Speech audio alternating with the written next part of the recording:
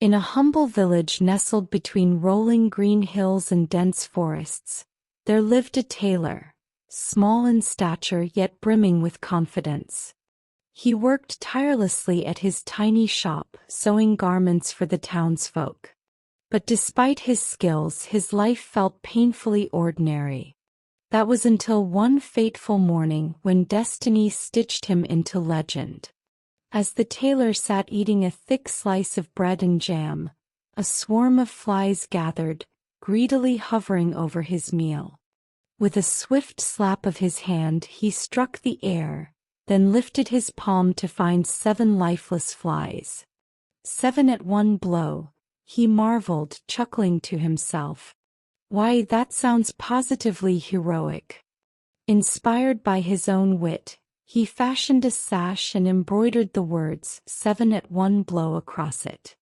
Donning this self-made banner, he strapped on his needle as if it were a sword and set off into the world, ready for adventure, unaware of how far his clever boast would carry him. His journey took him deep into the wilds, where towering trees swayed ominously and strange sounds echoed in the distance. With a tune on his lips and a twinkle in his eye, he pressed forward until he encountered a hulking giant, whose shadow alone could swallow a man whole.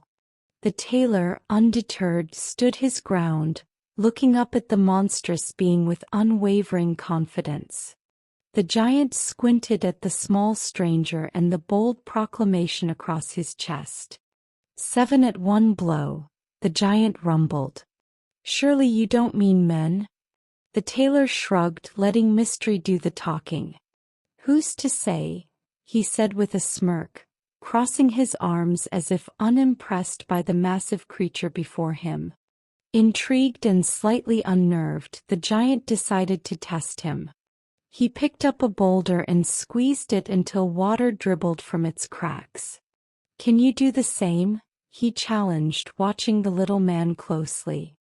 With a sly smile, the tailor retrieved a small wheel of cheese from his pocket.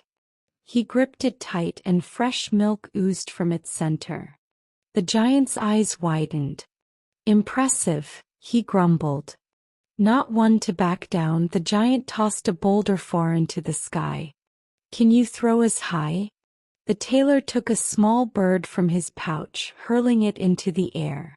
It soared high above, disappearing beyond the clouds.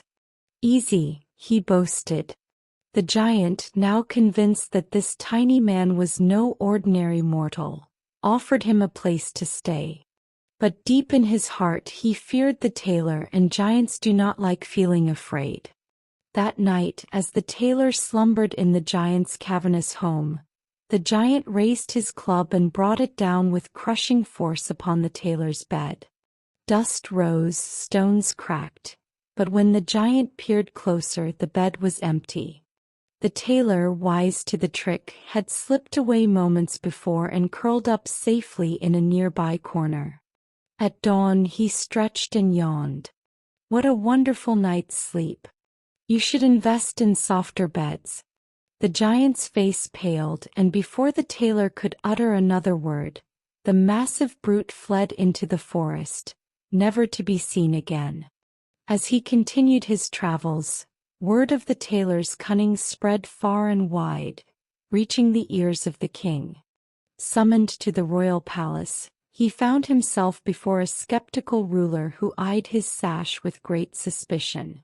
If you truly are so mighty, prove it, the king demanded. Rid my kingdom of the 2 ferocious giants terrorizing the land, and I shall grant you riches, or even my daughter's hand in marriage. The tailor, ever clever, accepted. He ventured deep into the forest where the giants slumbered beneath ancient trees. Rather than engage them in direct battle, he climbed atop a branch and pelted them with stones. One groggy giant turned to the other. Why are you hitting me? He bellowed. I didn't, the other snapped.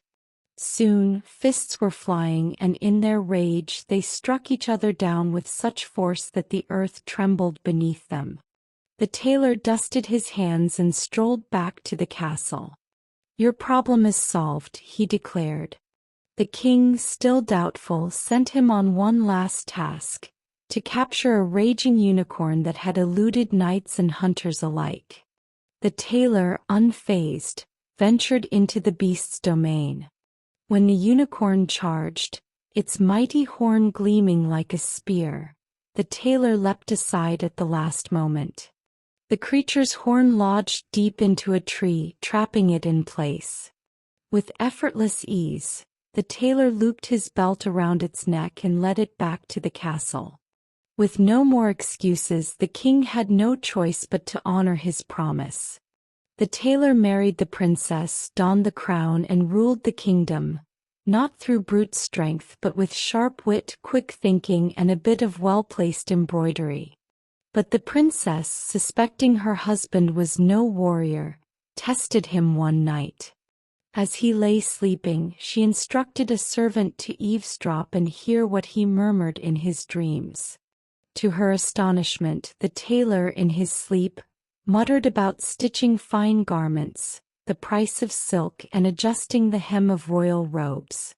At dawn she ran to the king, demanding that her husband be removed, for he was no true warrior. But the tailor had expected this. As he awoke, he declared, "A man who felled 7 at one blow outwitted giants, and captured a unicorn need not prove himself further. If anyone dares challenge my rule, let them face me in battle." His boldness struck fear into their hearts, and no one dared oppose him. And so, the tailor who felled 7 at one blow remained king, ruling with wit, charm, and an uncanny ability to make even the impossible seem effortless. And thus, the clever tailor, with his needle-sharp mind, wove himself into legend.